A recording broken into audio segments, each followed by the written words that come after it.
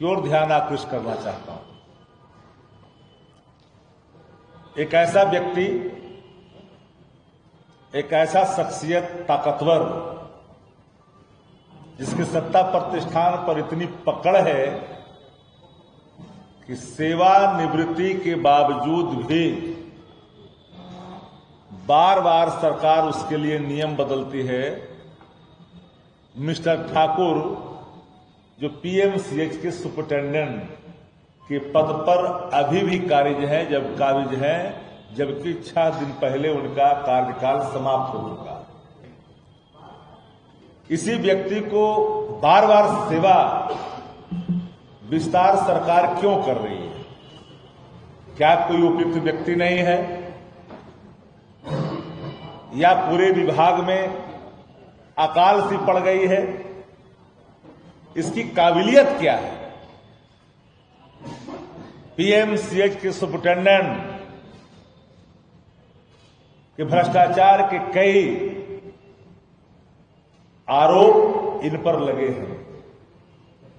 यहां तक कि प्रिंसिपल, पटना पीएमसीएच का प्रिंसिपल ने साफ कहा कि ठाकुर मुझे कच्चा चिवा जाएगा और एससीएस जो है चमड़ी खींच लेगा। ये मैं नहीं, ये लाइन है। इस लाइन को आप लोग देख सकते हैं। ये लाइन आप देख सकते हैं। ये लाइन को आप देख सकते हैं कि कच्चा चिवा जाएगा और एससीएस जो है चमड़ी खींच लेगा। सिर्फ यही नहीं, कई प्रमाण, कई आरोप सरकार को ध्यान में लगा करके अखिलेश जो एमबीए के पदाधिकारी हैं, उन्होंने मुख्यमंत्री जी को पत्र लिखा और निदेशक अनुशासन निदेशालय को ही पत्र लिखा। उसमें साफ साफ है कि सीए राकेश कुमार चौधरी जो पार्टनर हैं, किस तरह से मिस्टर ठाकुर ने, जो आप वहां पर प्रतिनियुक्त जो गार्ड हैं, जो 200 सैफ जवानों को ही रखना था, लेकिन 350 मानक के विरुद्ध डिप्लॉयमेंट किया। दवा के आरोप हैं, सफाई के आरोप हैं, लेकिन इसके बावजूद भी बिहार की सरकार और स्वास्थ्य महकमा मिस्टर ठाकुर को फिर से सेवा विस्तार की तैयारी कर रही है। ऐसी सूचना आ रही है कि आज मंगल है, कैबिनेट की बैठक है। हो सकता है कि पीएमसीएच के ये दबंग रसूख वाले जो अधीक्षक हैं, उनको पुनः सेवा विस्तार किया जा सकता है। देखिए, माननीय मुख्यमंत्री जी के अचेत होने के कारण बेलगाम हुई अराजकता की जो स्थिति है, अराजक स्थिति जो शासन में आया है, प्रशासन में आया है, सरकार में आया है, ये बात साफ साफ है। और मुझे तो यह हैरानी लगती है कि जिस पर इतने गंभीर भ्रष्टाचार के आरोप लग रहे हो, ऐसे अधीक्षक को सेवा विस्तार क्यों कर मिला? सेवा विस्तार लगातार देते जा रहे हैं, इसलिए कि भ्रष्टाचार की जड़ें बिहार के अंदर में इतनी नीचे तक पकड़ बना ली है कि हर भ्रष्टाचारी एक दूसरे भ्रष्टाचारी को संरक्षित कर रहा है। और इसमें सीएमओ भी अछूता नहीं है। भारतीय जनता पार्टी तो भ्रष्टाचार की वो जननी है जहां पर भ्रष्टाचार ही भ्रष्टाचार होता है। और ये आरोप मैं सिर्फ यो नहीं लगा रहा, आप सभी पत्रकार साथी हैं, आप जानते हैं कि ऐसे व्यक्ति को लगातार सेवा विस्तार के लिए क्यों? जब एलएनटी काम कर रहा है तो मानक यह सामने ला करके खड़ा करना कि अस्पताल का निर्माण हो रहा है, इसलिए इनका हम सेवा विस्तार कर रहे हैं। अरे अस्पताल का निर्माण तो एलएनटी कंपनी कर रही है, जो संवेदक है वो काम कर रही है, सरकार उसकी मॉनिटरिंग कर रही है। स्वास्थ्य विभाग के अंदर जो आधारभूत संरचना बनाने वाले जो निगम है, उन चीजों के इंजीनियर उसको देखरेख कर रहे हैं। क्या रोल है मिस्टर ठाकुर का? इस पर गंभीर भ्रष्टाचार के आरोप लगने के बावजूद भी सरकार इनको रखना चाहती है। कई ऐसे लोगों को रख करके वहां आतंक का वातावरण कायम कर दिया पीएमसीएच के अंदर में। पीएमसीएच मरीज को देखने के लिए अब नहीं जाना जाता है, दबंगई के लिए जाना जाता है। जाकर उन परिजनों से पूछिए जो गरीब किसान मजदूर बीमारी की हालात में पीएमसीएच पहुंचते हैं, तो उनके साथ किस अमानवीय व्यवहार के साथ पेश आते हैं वहां के लोग। सुप्रिंटेंडेंट की हैसियत इतनी बड़ी है, विधायक क्या मंत्री का ही फोन नहीं उठाता। कहावत है गांव में कि सैया भये कोतवाल तो अब डर काहे का। क्योंकि भ्रष्टाचार का एक ऐसा गिरोह कायम कर लिया है पीएमसीएच के अंदर में, इसका बेनिफिशियरी ऊपर तक लोग हैं, डीके तक बेनिफिशियरी इसके हैं। जब डीके बेनिफिशियरी होगा, जो सुपर सीएम है बिहार का, तो भ्रष्ट अधिकारियों का सेवा निवृत्ति के बावजूद भी सेवा का लगातार विस्तार किया जा रहा है। ये भूले नहीं, इस देश के लोकतंत्र की जड़ें काफी मजबूत है। जनता चुनती है सरकार को। मैं बार बार कहता हूं कि for the people, by the people, of the people का कंसेप्ट है डेमोक्रेसी का। सत्ता जाने के बाद अगर दूसरी सत्ता आएगी तो ऐसे लोगों को पताल से भी ढूंढ निकालेगी। पताल में भी होंगे तो इनको जगह वहां से निकाल दिया जाएगा। नरकंकाल से भी सवाल पूछे जाएंगे। ये वहम में नहीं रहना चाहिए कि भ्रष्टाचार करके कोई बच जाए। भारतीय जनता पार्टी भ्रष्टाचार की परिभाषा ही देश के अंदर बदल दी है। जो भ्रष्टाचारी है उनके यार हो गए हैं, अब विपक्ष को परेशान करता है। विदाउट एविडेंस एक्शन के लिए जानी जाती है भारतीय जनता पार्टी, क्योंकि विपक्ष पर वो एक्शन करती है। आज सुप्रीम कोर्ट ने राज्य सरकार को नोटिस जारी किया है बीपीएससी के सवाल पर। देखिए भ्रष्टाचार की जड़ें किस तरह से मजबूत है।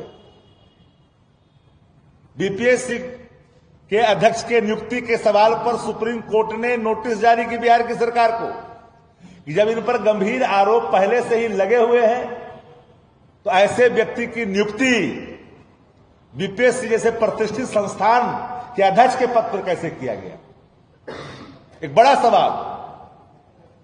लेकिन इनके वहां पदस्थापन होने के बाद लगातार विवादों के घेरे में बीपीएससी रहा। आज भी अभ्यर्थी के सवाल पर उच्च न्यायालय में सुनवाई होना था, नहीं बैठने के कारण टल गया कल के लिए। टकटकी निगाह इन भ्रष्टाचारियों के खिलाफ हर वो इंसाफ के लिए बैठा व्यक्ति इंतजार कर रहा है कि इसके खिलाफ कोई न्यायिक निर्णय आएगा, जरूर आएगा, अभ्यर्थी के हित में आएगा। लेकिन मैं इसलिए बिंदुवार चीजों को आपके सामने रख रहा हूं कि कई ऐसे आरोप जो भ्रष्टाचार के हैं वो सिर्फ लगे ही नहीं है, उसमें कई कंपनियां, जो विवादित ठेकेदार जो लाइट फॉलकॉन प्राइवेट लिमिटेड है, नियम के विरुद्ध विवादित ठेकेदार light Falcon private limited Patna को इनको दिया गया है, काम करने का मौका दिया, लूटने की नियत से, घोटाले की नियत से। और इस संदर्भ में पत्राचार करने के बावजूद भी आपको विवादित ठेकेदार के प्रश्नगत प्रमाण पत्र दिनांक 15 सितंबर 2023 में बढ़ा कर बड़े भ्रष्टाचार के तहत शासन 40-50 करोड़ का मामला है ठेका दिलाने का, सारे नियमों को शिथिल करते हुए। इसलिए पूरे पीएमसीएच में जो अराजकता की स्थिति है, ऐसे अराजक स्थिति उत्पन्न करने वाले प्राचार्य को संरक्षित करने के लिए बिहार की सरकार, बिहार के मुखिया जो अचेत हैं और अराजक स्थिति पूरे सत्ता प्रतिष्ठान में जो आया हुआ है, उसका दंश बिहार की आवाम भुगत रही है। हम जानना चाहते हैं, सरकार से जवाब जानना चाहते हैं कि बिहार के अंदर में अधीक्षक के योग्य अन्य अधिकारी हैं कि नहीं हैं। पीएमसीएच पर पटना के लोगों का विश्वास रहता है, एक प्रतिष्ठित अस्पताल, बड़ा अस्पताल, जहां गरीब किसान मजदूर जो पीड़ित हैं, जो अस्वस्थ है, वो जाकर के चिकित्सा के लिए जाते हैं। लेकिन वहां जिसको बैठाकर रखा है वो भ्रष्टाचार को प्रतिदिन जन्म देता है। ऐसे भ्रष्टाचारियों को क्या सरकार पुनः सेवा विस्तार देना चाह रही है? तो इन सारे सवालों का जवाब सत्ता प्रतिष्ठान को देना होगा। अराजकता के सवाल पर, भ्रष्टाचार के सवाल पर नेता प्रतिपक्ष आदरणीय तेजस्वी जी ने कई सवाल लगातार, आप पुलिस की अमानवीय व्यवहार, भ्रष्टाचार, बेविचार, अनाचार के सवाल पर लगातार सवाल उठाते रहे। गैंग रेप, लूट, हत्या, सारी घटनाओं का लगातार बुलेटिन जारी करते रहे, लेकिन सत्ता प्रतिष्ठान के कान तक जू नहीं देखता। हमारे नेता तेजस्वी जी जब भी कोई सवाल सामने खड़ा करते हैं तो दुम दबा करके सत्ता प्रतिष्ठान में बैठे लोग भाग जाते हैं। सवालों का जवाब देने के बजाय चुपचाप थोथी दलीलें सामने प्रकट करते हैं, लेकिन उनके पास कोई तार्किक वक्तव्य नहीं होता है। इन दिनों आप देख रहे हैं कि लगातार जो अच्छे अधिकारी हैं उन सभी अधिकारियों को साइड लाइन लगा दिए गए हैं। जिन पर गंभीर गंभीर आरोप है वो डीके टैक्स से नजदीक जाकर करके जो बेनिफिशियरी है सरकार में भ्रष्टाचार के, ब्लॉक हो, थाना हो, अंचल हो, वहां के भ्रष्टाचार का जो बेनिफिशियरी है डीके, वहां तक पहुंच बना कर करके अपना पदस्थापन मलाईदार जगहों पर। लेकिन एक बात मैं आप लोग के माध्यम से सरकार में बैठे अधिकारियों से निवेदन पूर्वक कह देना चाहता हूं कि अच्छा अधिकारी वही होता जो लॉयल्टी टू चेयर होता है। लेकिन अगर अंधभक्ति में जाकर करके अधिकारी अगर नियम की अनदेखी कर करके लगातार जनता के हितों की अनदेखी करते रहेंगे, आने वाली सरकार आपसे हिसाब जरूर लेगी। आने वाली सरकार आपको छोड़ेगी नहीं। जो कानून को अपने हाथों में लेंगे, कानून के हाथ कल तक उन तक भी पहुंचेगा। कानून से खिलवाड़ नहीं होनी चाहिए। लेकिन जो ठाकुर है पीएमसीएच का सुप्रिंटेंडेंट, इसके अंदर कौन सी ताकत है, कौन सी राज है, कितनी जड़ें मजबूत है, इसको लगातार आज कैबिनेट की बैठक है, शासन को जवाब देना चाहिए। सेवा विस्तार के लिए पुनः इसके कैबिनेट में निर्णय लेने की तैयारी चल रही है। ये प्रमाणित तो होगा इसके सेवा विस्तार के बाद कि भ्रष्टाचार के सारे राज उपराचार जानता है, मजबूरन सरकार उसके अधीन होकर के उसको सेवा का विस्तार देना चाहती है। अगर कोई और सवाल होगा तो आप पूछ सकते हैं।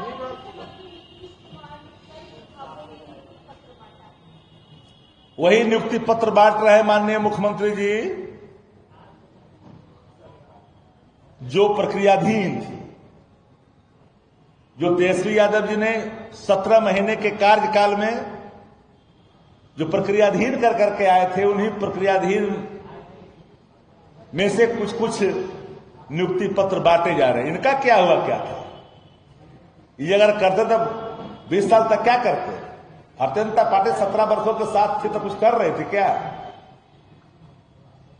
तो बताइए, कोई प्रमाण है तो बताइए। ये तो कॉन्ट्रैक्ट वाली सरकार थी पहले, ठेके पर सरकार और ठेके पर लोग। उस निर्णय को बदल कर करके 4.5 लाख लोगों को, नियोजित शिक्षकों को राज्यकर्मी का दर्जा दिया गया। ये बड़ा फैसला आप लोग को याद होगा, यहाँ कई पत्रकार हैं उनको याद होगा। मरहूम उप मुख्यमंत्री जो दुनिया में नहीं रहे, नीतीश जी के साथ थे, वो कहते थे भगवान भी आएंगे तो नियोजित शिक्षकों को राज्यकर्मी का दर्जा नहीं दे सकता है, लेकिन उसको सत्य कर करके दिखाया तेजस्वी जी ने। और हम लोगों ने जो बातें कही, चाहे वो कला संस्कृति का सवाल हो या टूरिज्म का सवाल हो, स्वास्थ्य का सवाल हो, नगर विकास का सवाल हो, शिक्षा का सवाल हो, खेल का सवाल हो, सब राजद कोटे के विभागों की मैंने चर्चा की है। आईटी डिपार्टमेंट हो, उनके डिपार्टमेंट में कहां कोई ऐसे लकीरें खींची गई। इसलिए वो लोग क्या करेंगे, तो वही प्रक्रिया धीर करके जो आए हैं उसी में काम चला रहे हैं अपना, उसी में अपना बांट के खा रहे हैं। हमें लगता है कि जो कह रहा है कि 2019 की बहाली तो इतना देर कैसे हो गई। आप ही कल्पना करिए कि 19 की बहाली अगर 25 में नियुक्ति पत्र बांटा जा रहा है तो 17 महीने का योगदान है कि नहीं, उस उत्सुकता का प्रतिफल है कि नहीं। वो कर्म योगी जिसने कर्म कर करके दिखाया, प्रूफ दैट LHS से RHS करके दिखाया, उसको श्रेय जाता है कि नहीं जाता। वरना 19 में 20 में तो मुख्यमंत्री जी कहे थे, याद हुआ कटिहार में पूर्णिया में, कि मेरी अंतिम, ये मेरा अंतिम है चुनाव। ऊपर वाला देख रहे हैं। आप लोग को स्मरण नहीं है, विस्मरित हुए हो तो मैं स्मरण करा दूं।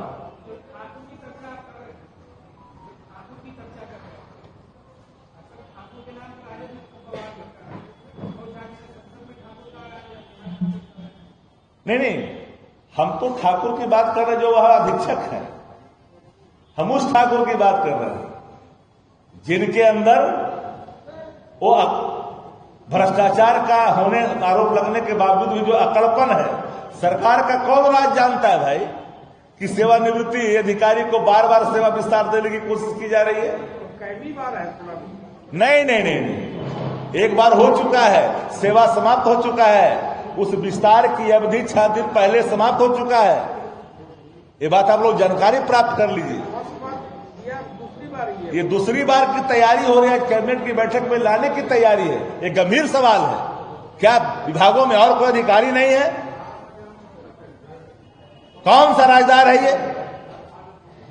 ये किसको लाभ पहुंचा रहा है?